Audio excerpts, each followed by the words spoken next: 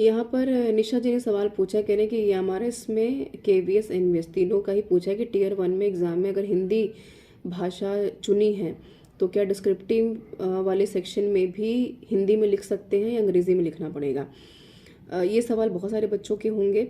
देखिए, जब आपने फॉर्म भरा होगा तो अंग्रेज़ी और हिंदी भाषा आपने चुनी होगी, वो कोई बड़ी बात नहीं है। बहुत सारे बच्चों ने अपने मन से भाषा चुनी होगी, लेकिन आपने देखा होगा कि टियर 1 का पेपर KVS NVS EMRS का तीनों ही पेपर बाइलिंगुअल आए थे, अंग्रेज़ी हिंदी दोनों में आए थे।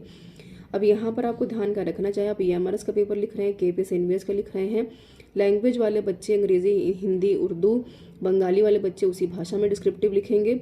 लेकिन अगर आप अंग्रेज़ी और हिंदी भाषा के केवल जानकार हैं तो आपको एक भाषा यहाँ पर तय करनी पड़ेगी कि डिस्क्रिप्टिव का पेपर आप किस भाषा में लिखेंगे।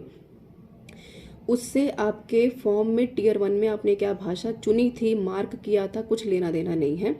यहाँ पर फाइनल काउंट होगा जो कि पेपर आप डिस्क्रिप्टिव में लिख करके आएंगे। ध्यान रखिएगा, OMR बेस्ड और डिस्क्रिप्टिव दोनों ही तरह के पेपर इसमें से पार्ट 1 पार्ट B में पूछे जाएंगे विद नेगेटिव मार्किंग।